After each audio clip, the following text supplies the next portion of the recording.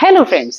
जैसा कि आप सभी बच्चे जानते हैं, पीजीटी का हरियाणा का जो एग्जाम है इंग्लिश का, वो कैंसिल हो चुका है, जो कि 17 नवंबर को हुआ था।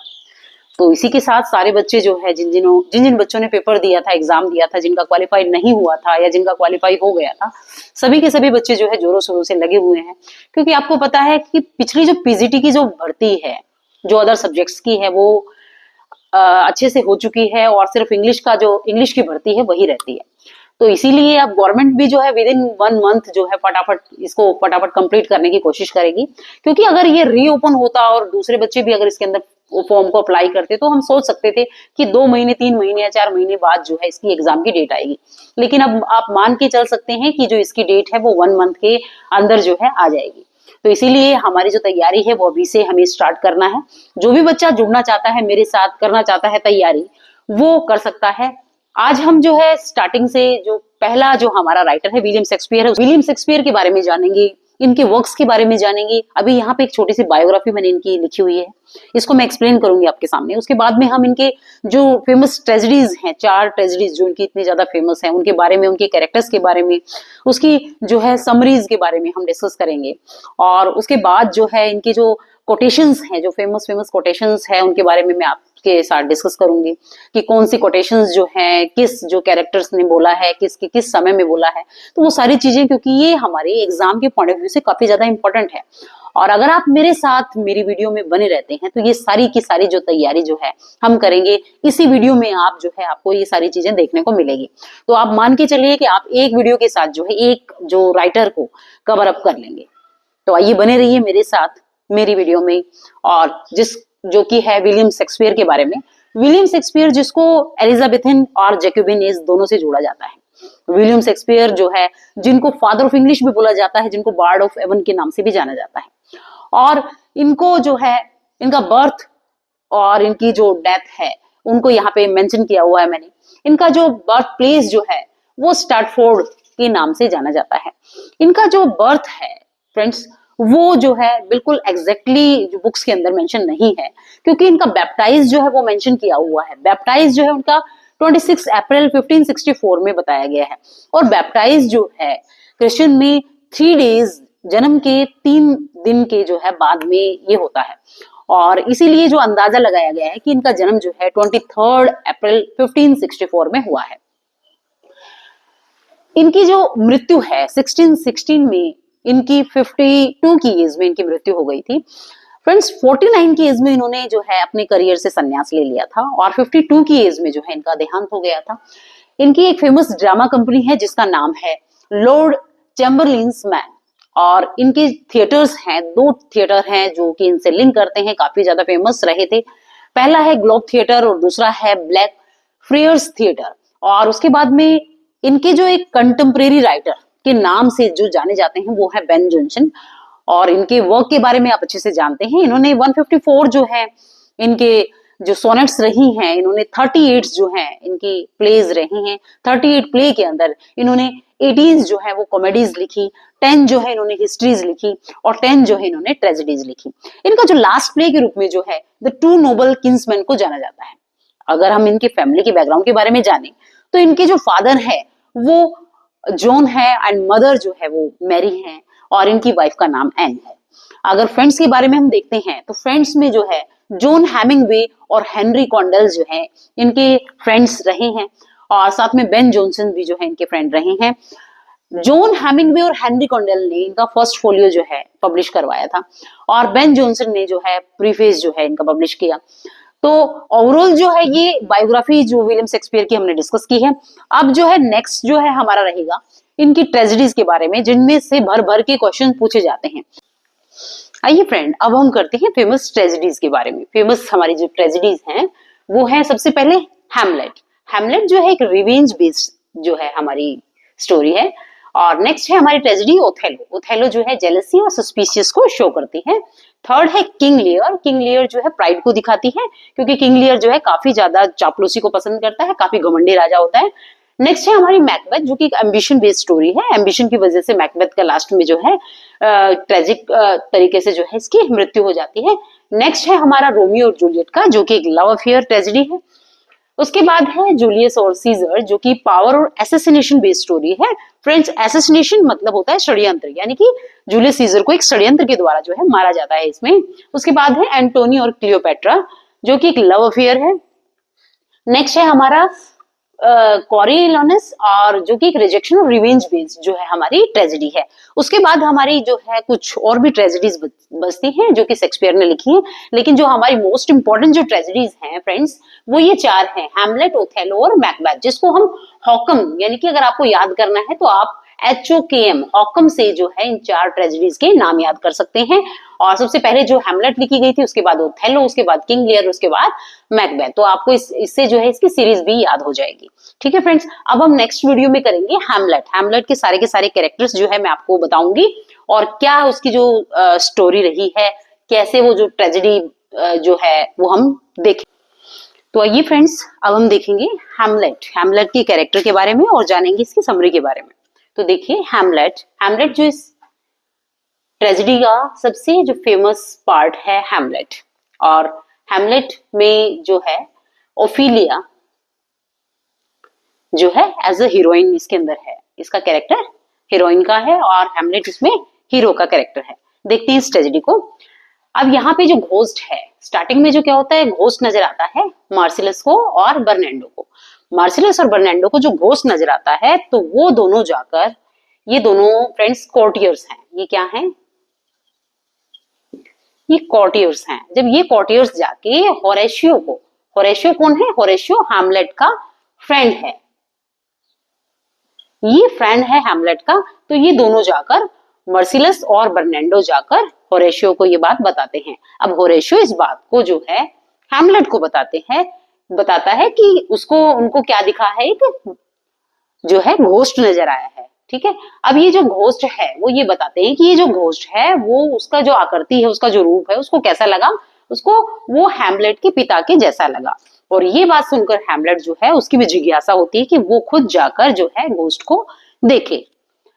यहाँ पे क्लॉडियस जो है, क्लॉडियस हैमलेट का अंकल है, और गर्ट्रूड जो है वो हैमलेट की मदर है। तो जब हैमलेट जो है इस घोस्ट को देखने के लिए जब जाता है, तो ये घोस्ट उसके सामने आ जाता है, और ये घोस्ट उसके फादर का होता है, उसके फादर का घोस्ट होता है। और वो सारी बात जो है हैमलेट को बताता है कि किस तरह से एक षड्यंत्र रचा गया और क्लॉडियस ने उसकी हत्या कर दी और उसकी मदर से शादी कर ली है। जब ये बात हैमलेट ने जानी तो गुस्से से भर गया, और उसने जो है एक पागलपन का नाटक किया। और पागलपन के चलते जो है, जब ओफिलिया ने उससे कहा कि वो उससे जो है शादी करना चाहती है, तो हैमलेट ने ओफिलिया को मना कर दिया, और इसी के चलते जो है ओफिलिया और हैमलेट का रिश्ता टूट जाता है। अब ओफिलिया जो है वो पोलोनियस की बेटी होती है। ओफिलिया जो है पोलोनियस की बेटी होती है। पोलोनियस कौन है? पोलोनियस एक कॉर्टियर है वहां का, पोलोनियस एक कॉर्टियर है, और लेरिट जो है पोलोनियस का ही बेटा है, और ओफिलिया जो है पोलिनियस की जो है बेटी है और लेरिट की बहन है। तो पोलिनियस जो है वो क्लोडियस के साथ मिला होता है, इसलिए वो भी हैमलेट को जो है वो पसंद नहीं करता है।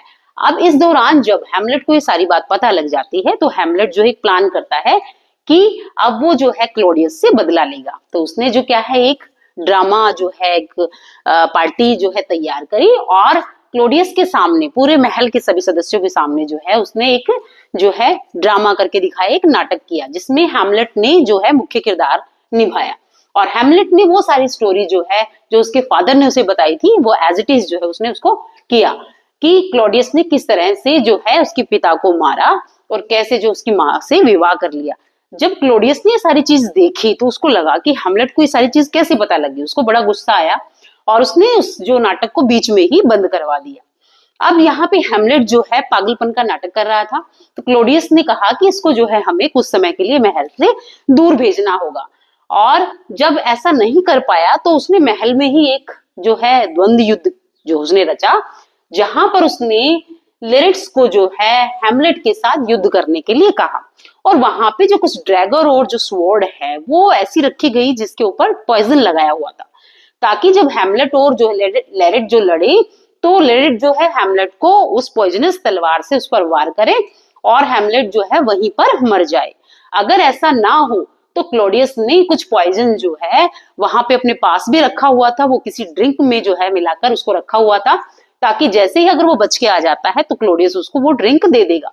लेकिन गलती से फ्रेंड्स क्या होता है कि गर्ट्रूड जो है वो ड्रिंक पी लेती है और वो उसी टाइम पे उसी समय वो मर जाती है।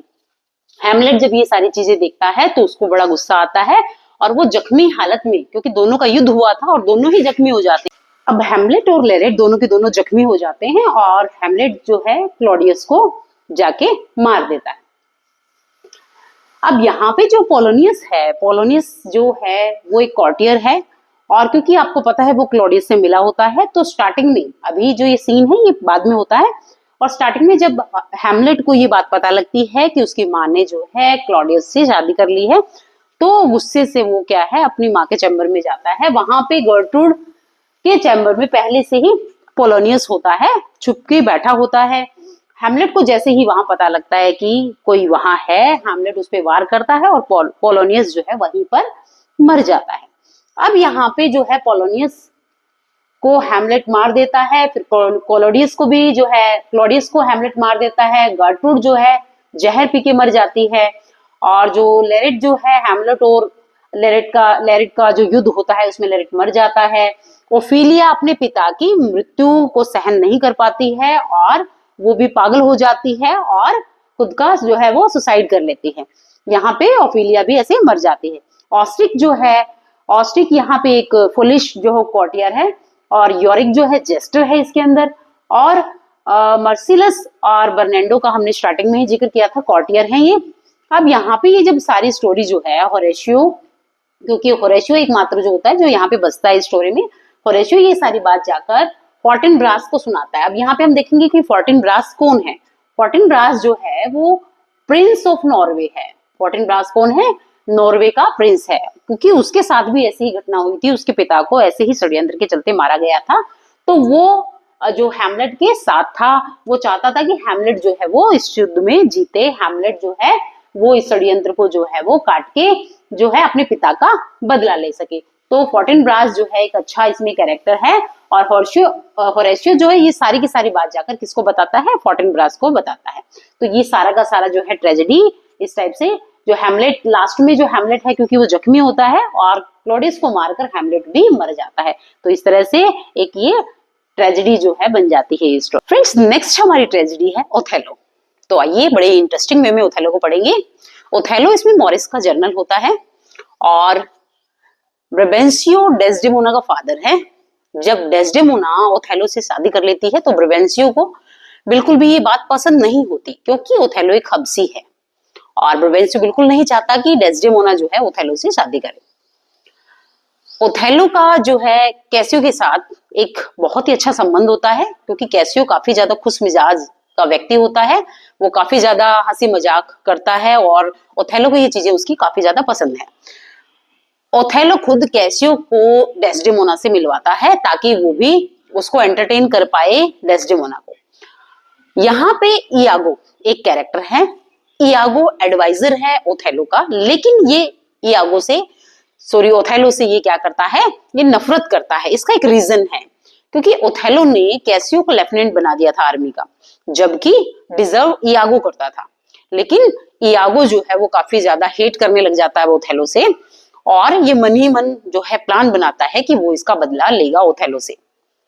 यहाँ पे रॉड्रिक जो है, इयागो उसका काफी ज्यादा यूज करता है रॉड्रिक का, क्योंकि वो भी जो है ओथेलो से हेट करता है। इस पूरे जो है चक्र में एक इयागो जो है दो बार प्लान बनाता है। फर्स्ट जो है, जब ओथेलो कैसियो को एक काम देकर जाता है कि आपको जो है यहाँ पे पार्टी जो चल रही होती है उनके महल में, तो वो कैसियो कहता है कि वो किसी भी तरह से डिस्टरबेंस ना हो जनता को, कि जो पार्टी है वो आरामदायक तरीके से जो है वो चले।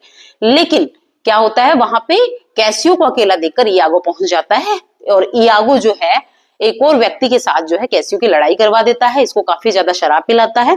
जब ओथेलो ये चीज आके देखता है तो ओथेलो को काफी ज्यादा गुस्सा आता है कि उसने उसका विश्वास तोड़ा है, और वो कैसियो को लेफ्टिनेंट के पद से हटा देता है। अब जो है इयागो सेकंड चाल चलता है। अब जो इयागो क्या करता है, एमिलिया को कहता है कि क्या वो डेस्डेमोना का रुमाल उसको लाकर देगी। तो एमिलिया जो है उसको डेस्डेमोना का एक रुमाल लाकर उसको देती है। वो रुमाल ओथेलो ने डेस्डेमोना को दिया था। अब इयागो ने उस रुमाल को कैसियो के जो है रूम में रखवा दिया और वो जाकर ओथेलो को ये बात कहता है कि डेस्डेमोना ने कैसियो को जो तुम्हारा दिया हुआ रुमाल है वो दे दिया। अब इस बात को जो है ओथेलो बिल्कुल भी सहन नहीं कर पाता। वो जाके डेस्डेमोना से वो बात पूछता है। डेस्डेमोना के पास वो रुमाल नहीं होता है। वो डेस्डेमोना पर शक करता है और वो डेस्डेमोना को जो है तकिए को रखकर उसके मुंह पे उसका दम घोटकर उसकी मौत कर देता है। उसकी मौत हो जाती है डेस्डेमोना की। लेकिन तभी कैसियो जख्मी हालत में उसके पास पहुंचता है और क्योंकि इयागो के कुछ आदमी जो है कैसियो को जख्मी कर देते हैं। जब कैसियो ओथेलो के पास पहुंचता है, ओथेलो को बताता है कि ये सारी प्लानिंग इयागो की है, मैंने बिल्कुल भी ऐसा नहीं किया था। तो ओथेलो को अपनी ही द्वारा किए गए काम के ऊपर बड़ा ही जो है वो गुस्सा आता है। वो गिलानी से भर जाता है और वो अपने आप को भी जो है वो मार लेता है। इसलिए ओथेलो जो है एक ट्रेजेडी मानी गई है। हमारी थर्ड ट्रेजेडी है किंग लियर। किंग लियर एक ओल्ड किंग है। किंग लियर की 3 बेटियां हैं। पहली है गॉनड्रिल, रिगन और कॉर्डेलिया। अब किंग लियर को एक हैबिट है। किंग लियर चाहता है कि उसकी जो है काफी ज्यादा सभी लोग चापलूसी करें। उसको चापलूसी काफी ज्यादा पसंद है। किंग लियर जब अपनी किंगडम को, अपनी तीनों बेटियों को अपनी जायदाद जब देना चाहता है तो वो एक शर्त रखता है। वो अपनी बेटियों से पूछता है कि जो बेटी उससे सबसे ज्यादा प्यार करती है उसी को वो जो है अपना राज्य उतना ही ज्यादा उसको देगा। जब वो गोनड्रिल से पूछता है कि वो उससे कितना प्यार करती है तो गोनड्रिल कहती है कि वो इतना प्यार करती है जितना तो कोई कर ही नहीं सकता। वो सबसे ज्यादा प्यार जो है वो किंग लियर से करती है, अपने पिता से करती है। गोनड्रिल जो है वो बड़ी बेटी है। गोनड्रिल जो है वो बड़ी बेटी है और रिगन जो है वो मंजली बेटी है और कॉर्डेलिया जो है उसकी छोटी बेटी है। अब जब बारी आती है रेगन की तो रेगन भी यही बात कहती है कि वो किंग लियर से जो है गोनड्रिल से भी ज्यादा प्यार करती है। वो इतना प्यार करती है जितना कोई भी इस धरती पर नहीं कर सकता अपने पिता से। जब किंग लियर कॉर्डेलिया से ये बात पूछता है कि वो मुझसे या अपने पिता से वो कितना प्यार करती है तो कॉर्डेलिया का जवाब होता है कि वो अपने पिता से उतना ही प्यार करती है जितना एक बेटी अपने पिता से कर सकती है।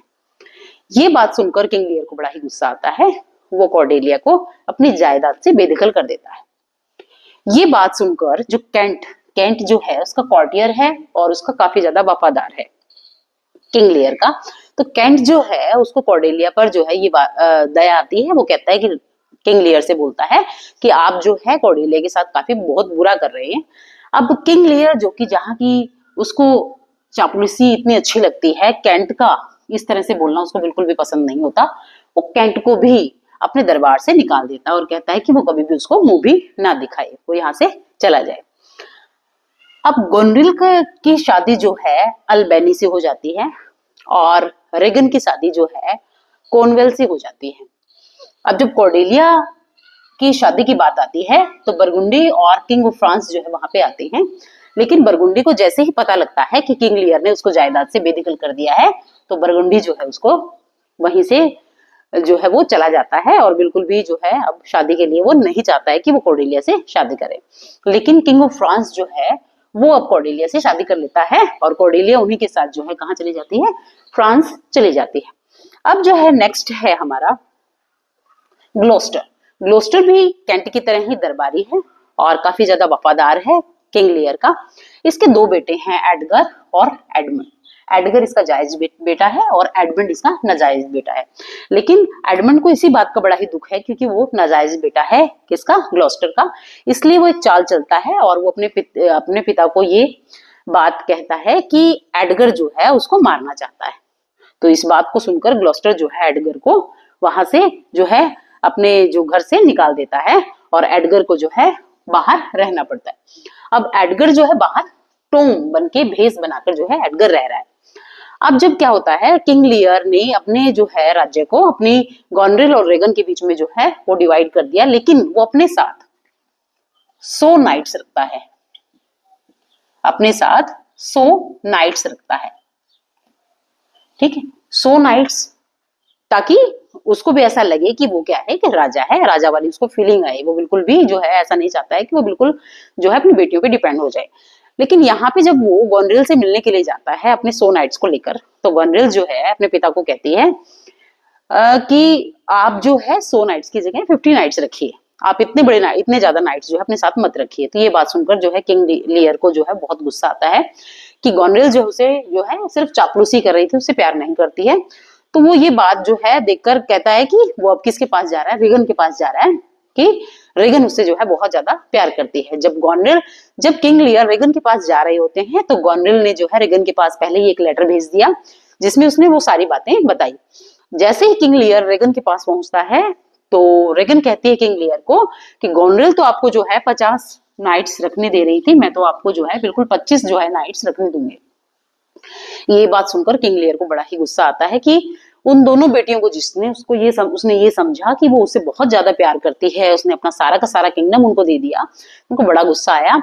और यहाँ तक कि जो गोनरिल का हस्बैंड है एल्बनी, ये तो काफी जो है अच्छा व्यक्ति होता है, लेकिन जो कॉर्नवेल है वो गोनरिल और रेगन तीनों जो है आपस में मिले होते हैं। ये तीनों जो है उसके किंगडम को भी, उसके खुद के जो महल को भी जो है वो उससे किंग लियर को वहां से निकलवा देते हैं। और अब किंग लियर जो है भटकता हुआ एक जेंटलमैन के साथ जो है वो जंगल में भटक रहा है। अब कैंट जो है क्योंकि काफी ज्यादा वफादार जो उसका कॉर्टियर रहा है, वो क्या करता है किंग लियर का पीछा करते करते जो है वहां तक पहुंच जाता है और किसी जेंटलमैन से पूछता है कि किंग लियर जो है वो कहाँ गया। तो उस जेंटलमैन ने बताया कि किंग लियर किसी व्यक्ति के साथ जो है जंगल के उस ओर गया है। कैंट जो है किंग लियर को ढूंढ लेता है। और अब जो है नेक्स्ट यहाँ पे ग्लॉस्टर के बात आती है। अब एडगर जैसे बताया था कि टॉम का भेष बदलकर जो है वहां पे एक झोपड़ी में रह रहा होता है। तो वहां पे किंग लियर और कैंट जो है वहां पे पहुंचते हैं। ग्लॉस्टर भी किंग लियर का जो को ढूंढते ढूंढते वहां पे झोपड़ी में चला जाता है। उसको वहां पे जो है एडगर मिलता है। अब क्योंकि कॉर्नवेल, गोनरिल और रीगन तीनों एक हैं, यहाँ पे एडमंड भी अब उनके साथ में शामिल हो जाता है क्योंकि ग्लॉस्टर ने ये सब बात बताई कि फ्रांस जो है हमला करने वाला है ब्रिटेन पर, इंग्लैंड पर, और जो हमें जो है किंग लियर की मदद करनी है। अब ये बात जो है एडमंड को हजम नहीं हुई। एडमंड ने जाकर जो है कॉर्नवेल को बताई और कॉर्नवेल, एडमंड, गोनरिल और रीगन अब सभी चारों मिले हुए हैं। अब जो है ग्लॉस्टर को अंधा कर दिया जाता है कॉर्नवेल के द्वारा क्योंकि ग्लॉस्टर जो है काफी ज्यादा किंग लियर की मदद कर रहा था। ग्लॉस्टर जब एडगर की झोपड़ी में जाता है तो वो एडगर को नहीं पहचानता है कि वो उसका बेटा टॉम है। अंधे होने से पहले की बात है ये। और वो नहीं पहचान पाता है कि ये एडगर है क्योंकि एडगर ने वहां पे टॉम का भेष बदल रखा था। वो पहचान नहीं पाता है। अब ये सारा का सारा जो चक्रव्यूह चल रहा है। अब कैंट इसी बीच जो है अपनी अंगूठी उस जेंटलमैन को देता है जिस जेंटलमैन ने किंग लियर का पता बताया था। और वो कहता है कि ये जो अंगूठी है वो किसको दिया है, कॉर्डेलिया को दे दे और उसको बताए कि किंग लियर उसका जो पिता है वो कितनी बड़ी मुसीबत में है, क्योंकि अगर वो किंग लियर को नहीं बचाती है तो कॉर्नवेल, गोनरिल, रेगन और एडमंड मिलकर उसको मार देंगे। अब जो है कॉर्डेलिया अपनी पूरी फोर्स के साथ अपने पिता को बचाने के लिए चल पड़ती है। ये अपने पिता से मिलती है लेकिन इनको जो है कॉर्नवेल जो है पहले ही किंग लियर को और कॉर्डेलिया को जो है मारने के लिए एक कैप्टन को भेज देता है। ठीक है। अब जो है कॉर्नवेल एक सिपाही से, कॉर्नवेल जो है वो एक जो है कॉर्टियर जो है एक दरबारी जो है उसको घायल कर देता है। उस घायल होने की वजह से जो है कॉर्नवेल मर जाता है। कॉर्नवेल जो है वो मर जाता है। और अब जो है गोनरिल और रेगन दोनों की दोनों जो है एडमंड को पसंद करती हैं। अब क्योंकि रेगन का हस्बैंड कॉर्नवेल मर चुका है तो रेगन जो है अब किससे शादी करना चाहती है, एडमंड से शादी करना चाहती है। गोनरिल को भी ये बात पता है। गोनरिल क्या करती है, रेगन को जहर पिला देती है और रेगन जो है वो मर जाती है। जब उसको ये पता लगता है कि एडमंड का भी, अब देखो यहाँ पे क्योंकि एडगर जब जैसे ही वहां आता है एडमंड को पता लगता है तो एडगर और एडमंड के बीच में भी युद्ध होता है। एडगर जो है एडमंड को मार देता है।